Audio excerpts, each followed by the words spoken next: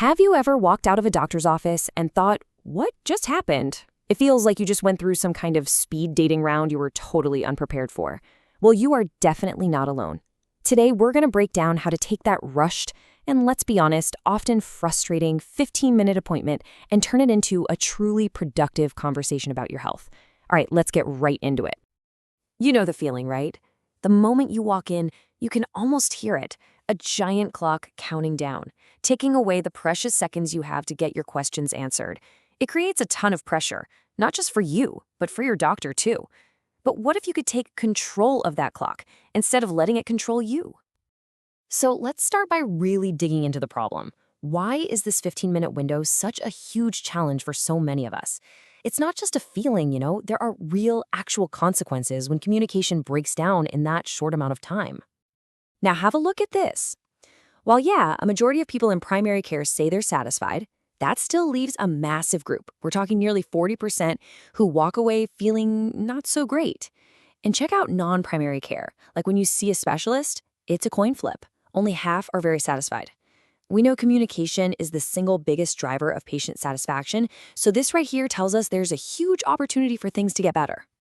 And look, this isn't just about feeling a little rushed or unheard. When communication is bad, it has serious, well-documented health consequences. We're talking about everything from lower trust and misdiagnoses, all the way to patients just not following their treatment plans. And that can lead to genuinely worse health outcomes. So the bottom line is, getting this right, it really, really matters.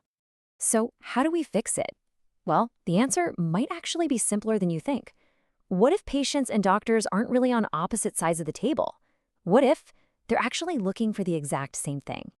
Just look at this side by side. On the left, what do patients want?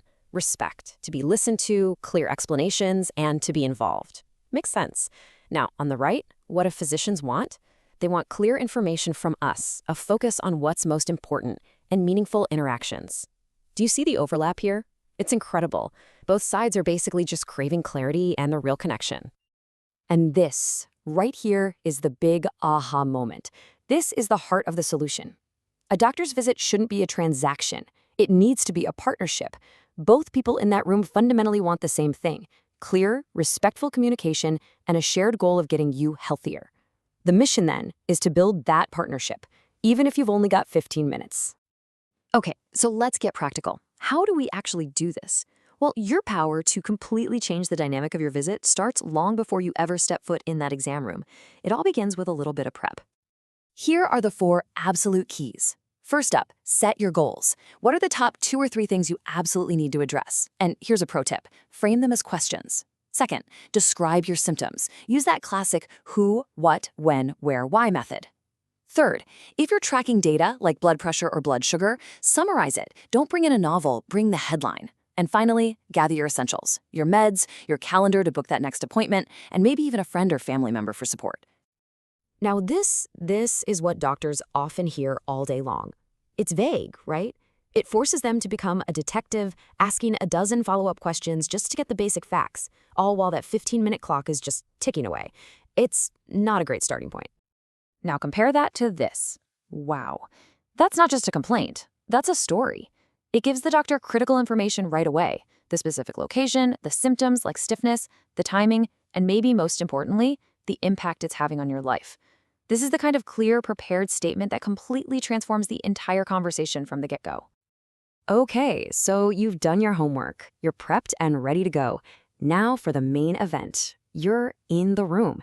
How do you actually manage those precious 15 minutes to make sure you're heard and, just as important, that you understand? Here's your 4-step game plan. First, just politely clarify the time. It sets expectations for everyone. Second, set the agenda. Say, here are my top 2 priorities, and then, and this is a real game changer, ask, what's on your agenda for me today? That way you can agree on a plan together. Third, ask for 1 uninterrupted minute to tell your story. And finally, the most powerful tool of all, confirm everything using what's called the teach-back method.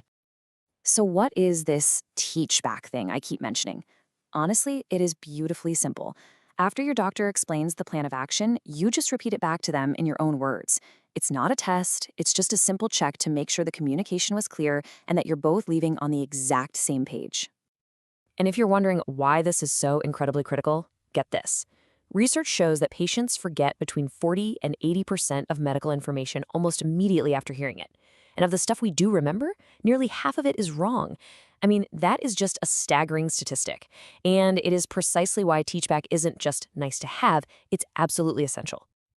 And this is exactly what it sounds like. It's that simple. A calm, easy, non-confrontational sentence that can save you from so much confusion later. It gives the doctor a perfect opportunity to say, "Yep, you got it," or, "Well, actually, let me clarify one thing," right there on the spot. It's brilliant. The visit might be over, but your role in your own healthcare definitely isn't. The final piece of this puzzle is what you do after you leave the office. This is where you really lock in all the progress you've just made. So let's run through this quick checklist.